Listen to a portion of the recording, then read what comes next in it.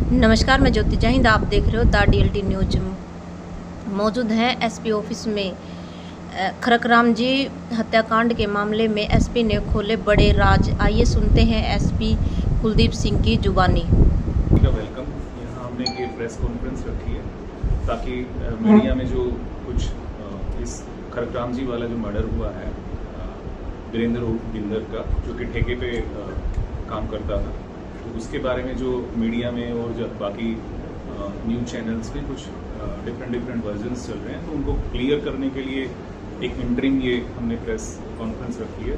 तो एक्चुअली जो ये 20 तारीख को ये घटना हुई है, तो इसका मेन जो मकसद, इसके पीछे जो मोटिव निकल के अब तक सामने आया है, जो ये बिंदर डिसीज्ड है, इसके ऊपर भी अलग अलग धाराओं में 10 मुकदमे दर्ज। ये किसी में बेल पे था, तो किसी में इसको सबूतों के अभाव में जो है एक्विटल भी हो रहा है।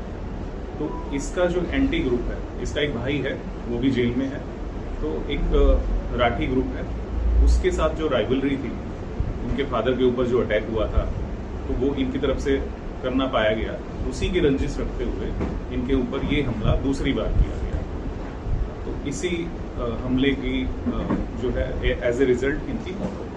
तो इसमें कोई भी एक्साइज की जो अलॉटमेंट हुई है अभी रिसेंटली, चीन की अगर बात करें तो 50 जोन में से 47 जोन्स की अलॉटमेंट हो चुकी है। 3 जोन बची हैं जो कि काफ़ी छोटे लेवल की हैं, और वो इस हफ्ते जो आने वाला हफ्ता है उसके अंदर हो जाएगी। उसके अंदर हमने जो भी सिक्योरिटी मेजर्स हैं वो प्रॉपर ले रखे हैं।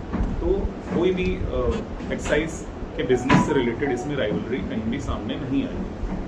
तो मेरा यही यहाँ पे एक संदेश देने वाली जो बात है, यही है कि इनकी आपसी क्रिमिनल जो एलिमेंट्स थे, उनकी आपसी जो राइवलरी थी, उसके चलते ये इंसिडेंट हुआ है। पुलिस इसमें अलग अलग एंगल्स पे काम कर रही है, अलग अलग टीमें काम कर रही है, टेक्निकल जो है एविडेंसेस को इकट्ठा कर रही है, इनपुट्स ले रही है, और काफ़ी अच्छी प्रोग्रेस इसमें हमें मिली है, जिसको मैं आप लोगों के बीच में ज़्यादा शेयर नहीं करना चाहता। आपको कोई सवाल है तो आप पूछ सकते हैं। Thank you. सर, ये अंदर से जेल में जो बैठे हैं, उन्हीं ने इसका है? जी, इनमें से कुछ लोग अंदर में हैं, जेल में हैं। उनके जो साथी, जिनको केसवार आप कह सकते हैं, तो वो बाहर में कुछ लोग आए हैं, तो उनके साथ लिंक निकल के सामने आ रहे हैं। एक रोहित गोदारा है सर, उसने सुबह सोशल मीडिया पर पोस्ट की है, तो उसमें कह रखा है कि ये पैसे लेके हमारे साथ जो दुश्मन है उनको फाइनेंशियली सपोर्ट करता है।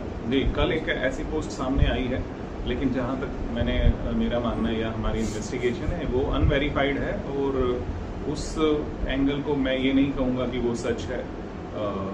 ऐसा मौका ये मिल गया, इस तरह के एस्टेब्लिश जो क्रिमिनल्स हैं, जो कंट्री के बाहर हैं या ऐसी जगह हैं अभी तक हमारे हाथ नहीं आए हैं, तो उनको ये मौका मिलता है कि वो अपना नाम इसमें जोड़ के अपनी पब्लिसिटी करें, और जो है एक फियर फैक्टर क्रिएट करें। तो उसमें आप सबसे भी अनुरोध है, उसको हम कामयाब ना हो।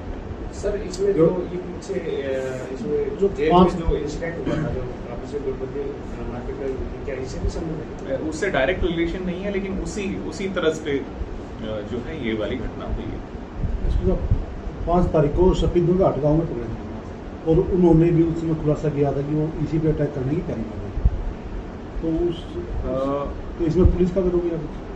इसमें ये है कि हम एहतियात तो बरत रहे थे, लेकिन जैसा आपने कहा, इनका जो फैमिली है वो उस तरफ ही रहते हैं, सफीदो एरिया में, तो इसको नकारा नहीं जा सकता। हम उसमें देख रहे हैं कि हम और बेटर क्या कर सकते हैं। सर, जो गोल्डी बराड़ और रोहित गोदारा का जो नाम आ रहा है, सोशल मीडिया पोस्टर डाली गई है, उन लोगों के खिलाफ जो फेक डाली गई है, सही डाली गई है? जी, बिल्कुल वो करेंगे, लेकिन अभी हम अपना मेन जो हमारी इन्वेस्टिगेशन है उस पर ध्यान दे रहे हैं, ताकि हम उससे भटक ना जाए।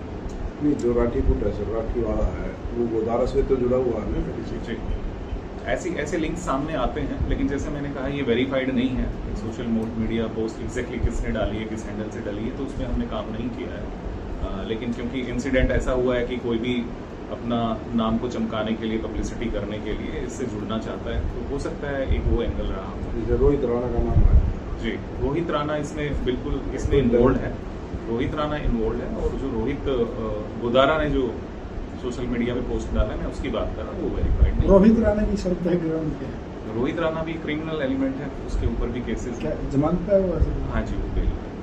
एसपी साहब, जेल प्रशासन पुलिस के पास क्या पुलिस फोर्स पर्याप्त मात्रा में है?